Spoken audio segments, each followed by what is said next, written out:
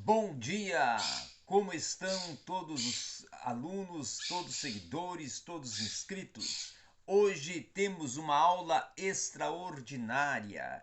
Eu te convido aqui no canal Hermenêutica Ser Interpretação para participar de uma aula hoje. Nós vamos tratar de a crise do antigo regime, o iluminismo. Sim, vamos falar de iluminismo hoje. Mas antes, eu quero te pedir, se inscreva no canal. E se você ainda não é inscrito e não se inscreveu, está perdendo. Se inscreva rápido. Também quero te pedir que compartilhe o conteúdo. E além de compartilhar o conteúdo, dê sempre o seu like para subirmos. Vamos lá então para essa grandiosa aula. Quando falamos de crise do antigo regime, o iluminismo, nós estamos falando de um movimento filosófico, intelectual e científico que ele contrariou as bases do antigo regime. Também nós precisamos mensurar que o século XVIII foi o século que marcou este, vamos dizer assim, momento de crise e momento de também início do movimento filosófico denominado o Iluminismo. Já com duas, vamos assim, sedes geográficas, dois locais estabelecidos para desenvolver todos os projetos e ali ter os seus principais mentores e ali ter os seus principais seguidores, que era justamente a Inglaterra e também a França. Então, tanto Inglaterra como França eram os países onde ascendeu, aonde teve um grande desenvolvimento, uma grande absorção as ideias propostas pelo iluminismo, principalmente na França, que foi o auge. Agora também nós temos que pensar que o iluminismo representou basicamente a forma ou o meio de a burguesia interpretar o mundo. E a Inglaterra e a França na Europa eram os polos desta mentalização burguês. Também as características que nós podemos ver básicas do iluminismo era justamente o que? O pensamento desenvolvido de uma forma de racionalidade. Então havia um racionalismo extremado, havia um cientificismo como a marca central, havia também um anti-absolutismo, tá? Havia um anti-absolutismo, havia também um anti-intelectualismo e havia uma defesa das liberdades individuais. Também vamos ver que neste momento há todo um contexto de representação. Os principais representantes do iluminismo são quem? São justamente o John Locke na Inglaterra, que ele é o precursor do iluminismo, considerado o pai do iluminismo. Já os direitos naturais inalienáveis dos homens, como vida, liberdade e propriedade, era a mensagem, era a ideia, era o centro motor desta dialética proposta dentro dos, vamos assim, pressupostos enganjados e difundidos por John Locke. Os governos existem para preservar esses direitos, era um dos lemas filosóficos, um dos lemas de debate, de confronto, de proposta apresentados e discorridos por John Locke.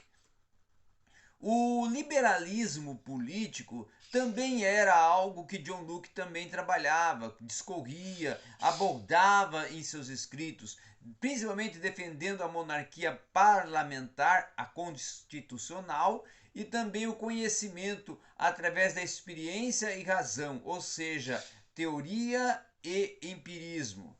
Agora também um outro grande expoente, um outro grande referencial teórico foi o Adam Smith. O Adam Smith na Inglaterra, até podemos dizer que ele foi considerado o pai da economia, tá? Então ele não havia dentro da proposta dele uma não intervenção do Estado na economia. Ele defendia uma não intervenção do Estado na economia. Ele também defendia uma livre concorrência, lei da oferta e da procura, divisão do trabalho. E ele também dialogava e discorria sobre riqueza e trabalho, riqueza versus trabalho.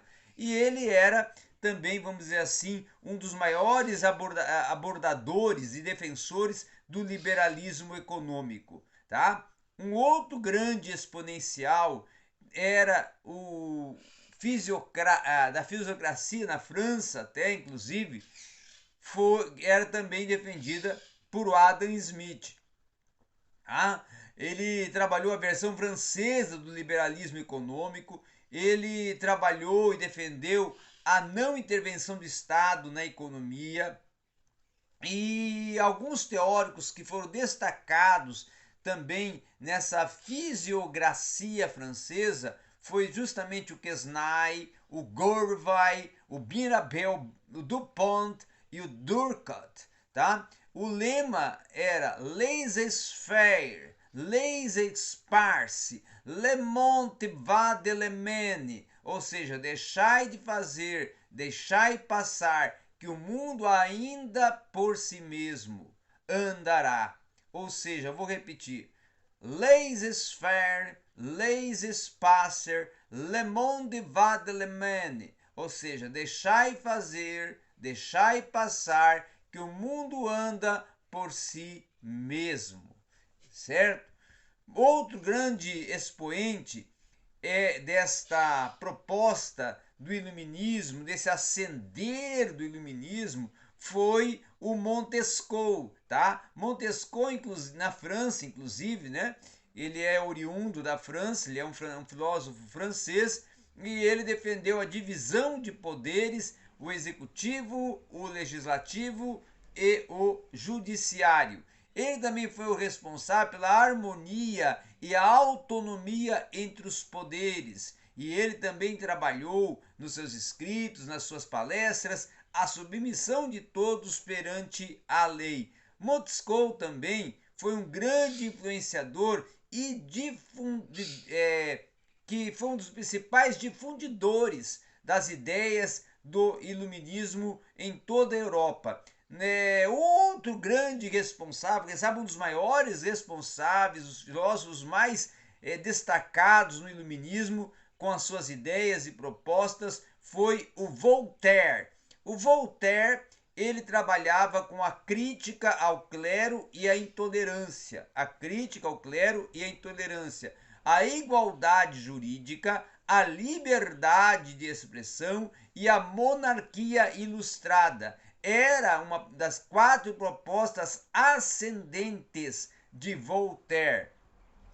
Um outro também aspecto de grande relevância, de grande importância, é o Jean-Jacques Rousseau, que foi um grande expoente com a sua obra Contrato Social. A grande sacada de Jean-Jacques Rousseau era defender o mais importante e influente. Quem é o mais importante e influente? E ele daí vinha entrando com a soberania popular, dizendo que o povo era o mais importante e influente. O poder era para o povo e o poder era através do povo. Então ele foi o grande acendedor da visão de democracia. A teoria do bom selvagem foi uma teoria muito conhecida através dos escritos de Jean-Jacques Rousseau. O Diderot, né, e o D'Alembert da França também foram enciclopedistas que foram responsáveis para compor essas ideias, discorrer sobre essas ideias, argumentar essas ideias e preparar enciclopédias que defendessem todas as propostas do iluminismo, tá? Nós também temos que ver que o iluminismo ele foi, vamos dizer assim, um grande defensor e um grande promovedor do despotismo esclarecido, tá? Do despotismo esclarecido. ou seja, reis absolutistas que eram influenciadores e eram influenciados ao mesmo tempo pelas ideias iluministas, promoviam reformas em seus países e não abdicavam de seu intenso poder, tá? Com isso, havia uma tentativa de evitar as rebeliões internas. Um outro aspecto que eu considero muito destacado e importante é todo esse desenvolvimento dos países, quem foi os reis que defenderam o iluminismo, qual foi as medidas que foram tomadas, para nós podermos compreender a dimensão que o iluminismo teve na sua participação na política, na sua participação na sociedade e na sua participação na direção e até mentalidade proposta nas ideias dos governantes dos países, que são, nesse caso, nesse momento, nesse período, eram os reis, era a monarquia. Então, na Áustria, o rei da Áustria, nesse momento, no século XVIII, era o rei José II, tá? O José II, ele teve como medidas oriundas justamente da influência do iluminismo em seu governo, foi o fim da servidão, a relativa liberdade de imprensa, que foi propostas oriundas do iluminismo na mente de José II. Na Rússia, a rainha que era a governante nesse período de início do iluminismo e ascensão do iluminismo era a Catarina II. A Catarina II trabalhou com a criação do ensino leigo e de uma universidade em Moscou. Então ela foi responsável por essas duas ideias, a criação do ensino leigo e de uma universidade em Moscou, até para defender toda a proposta de racionalização defendida e absorvida pelo iluminismo. A Prússia, que nesse momento tinha como governante o Frederico II, ela defendia, e ele era um grande defensor, não é, na Prússia, como a ascensão da racionalização. Até ele foi denominado e chamado como o rei filosófico que eliminou as torturas em seu país e criou o ensino obrigatório. Portugal, então, nesse momento, o rei era o José. O José, que era o primeiro, que era o orientador do ministro de Pombal, tá? E justamente, vamos dizer assim, que ele vai ser um dos interventores ao combate à influência inglesa na economia do seu país. Ele vai trabalhar também com a produção industrial, o combate à influência política da igreja no seu país e vai atacar e expulsar os jesuítas do reino, tá? Espanha vai ser o Carlos III, que era orientado inclusive pelo ministro Arendt, tá? Que ele vai trabalhar com a redução à tortura e à influência da Inquisição no país e vai justamente também trabalhar com a proposta da expulsão dos jesuítas do governo. Outra questão também que temos que considerar e é importante destacarmos é a importância do movimento do iluminismo. O iluminismo, a sua grande sacada e importância, destaque, é a influenciação ou a influência que ele exerceu em uma série de movimentos na Europa. Fora dela, ele também destacou com abalos definitivamente ao antigo regime ao longo dos séculos 18 e 19, tá?